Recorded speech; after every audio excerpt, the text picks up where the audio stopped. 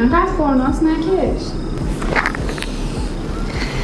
میدونستی خورناسه باعث میشه صدای توی دماغت از بین بره؟ تکنیک خورناسه عضلات نمکان و زبان کوچیک ما را که نقش اساسی در جلوگیری از صدای توی دماغی داره تقویت میکنه. حالا این تکنیک به چه صورته؟ خوب به من دقت کنید. دهان خودتون رو به صورت کامل باز کنید و سعی کنید که خورناس بکشید.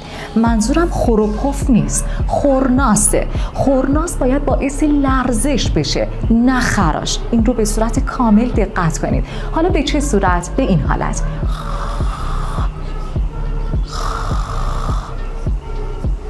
بعد از انجام دادن این تمرین، برای اینکه در این قسمت شما دچار حساسیت شدید، تنها کاری که باید انجام بدید اینه که آب دهان خودتون رو اغراق‌آمیز قورت بدید به این حالت.